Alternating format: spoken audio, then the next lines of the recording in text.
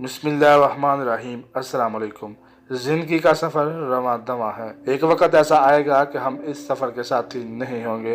वैसे भी हमारे सफ़र आस्ता आस्ता कम होते चले जाते हैं। ज़िंदगी के कुछ दोस्त होते हैं, कुछ तल्लुकात वाले होते हैं, इंसान के कुछ दुख दर्द के साथी होते हैं। आस्ता आस्ता अल्लाह इन्हें जुदा करते हैं, वो कम होना शुरू हो जाते हैं। कम होते हुए फिर इंसान महसूस करता है बस अब मेरी बारी है। जब अंजमन होती है, जब साथियों का साथ होता है, इस वक्त हमें एहसास नहीं होता।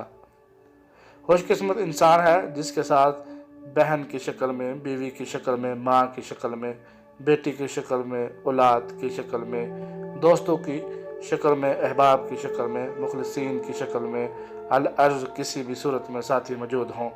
और फिर भी ये एहसास हो कि मैंने जाना है, एहसास भी शिद्दत से हो। ऐसा एहसास किसी किसी खुशकिस्मत को नसीब होता है, हर किसी को नसीब नहीं होता। वतन आरज़ी और मोमन असली। आस्ता आस्ता हमारे साथी हम सफ़र छुटते चले जाते हैं। फिर एक वक्त आता है जब इंसान तन्हा रह जाता है। अपने हम जोली, हम नवाला, हम प्याला चले जाते हैं। फिर ये एहसास से शिद्दत अख्तियार कर जाता है, मैंने भी जाना है, मेरी मंजिल भी वही है, मेरी राहें भी वही हैं, मेरा एक वतन असली है, एक वतन आरज़ी है।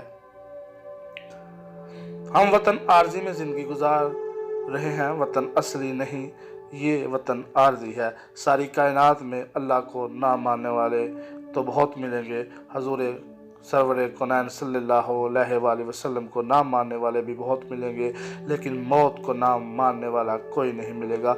मौत एक ऐसी अटल हकीकत है जिसका मानना मजबूरी है, जिसको मानना लाजम है।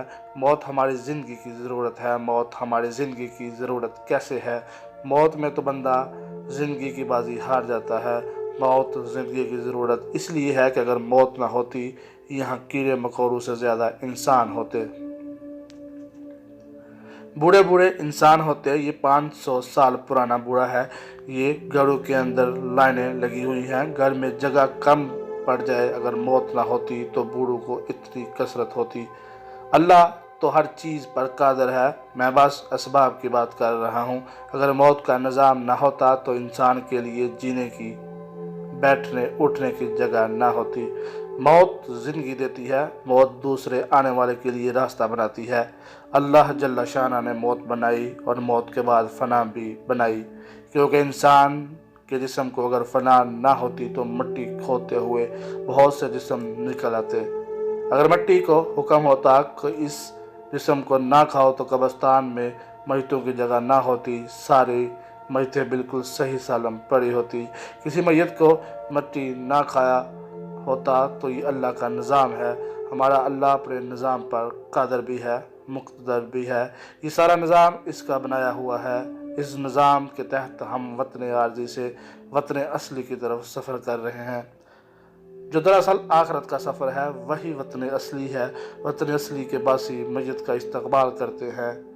हदीस में और मुहद्दिसीन ने लिखा है, जिसका मफ़हूम ये है कि जब इंसान इस दुनिया से रुखसत होता है, जो वतन असली के बासी हैं वो मुंतज़र होते हैं। जब इसके आने से इकट्ठे हो जाते हैं, इसके इस्तकबाल के लिए ये वतन आरज़ी से जाता है। इधर वतन आरज़ी वाले कहते हैं हमारे कुंबे का फ़र्द कम हो गया है, इसका गम मनाते हैं।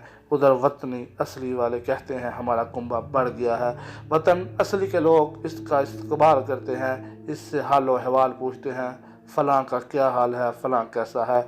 खुश होते हैं, वाह तू भी हमारे कुंबे का एक साथी बन गया।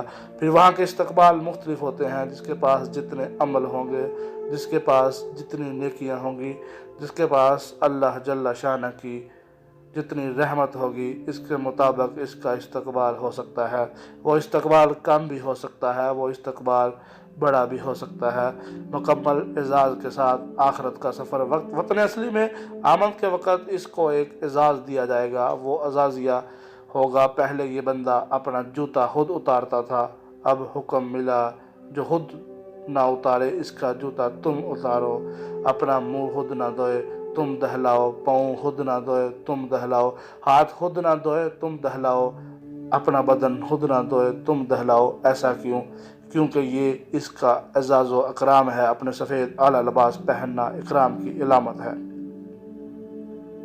انسان جب کسی اعلیٰ جگہ جاتا ہے، اچھا لباس پہن کر پھر اچھی خوشبو لگاتا ہے۔ اس کو بھی خوشبو لگاؤ اور خوشبو لگا کر اس کے لیے شاہی سواری لاؤ۔ پہلے دور میں بادشاہوں کی سواری پلکیاں ہوتی تھی جب کندھے پر اٹھائی جاتی تھی۔ اب یہ چونکہ وطن اصلی کا باسی ہے، اس لیے اس کی بھی شاہی سواری ہو۔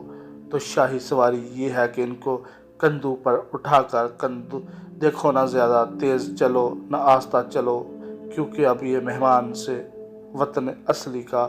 وطن عارضی میں یہ غریب تھا، فقیر تھا، مالدار تھا، تنگ دست تھا، چھوٹا تھا، بڑا تھا، اس کو کوئی اٹھاتا یا نہ اٹھاتا، اس کا کوئی احترام ہوتا یا نہ ہوتا، لیکن اب یہ وطن اصلی کے باشندہ ہے، اس کا راہی ہے، اب اس کا احترام لازم ہے۔ اس کا یہ لباس اسی احترام میں اس کو یہ خوشبو اور اسی احترام میں اس کو اعزاز کے ساتھ اس کے مکان بنانا ہے، وہاں جا کر اسے اعزاز سے ہاتھوں سے اتارنا ہے۔ اللہ تعالیٰ ہم سب کے گناہوں کو معاف فرمائے اور ہمیں سیدھے راستے پر چلائے۔ اللہ تعالیٰ آپ سب کا حامی و ناصر ہو۔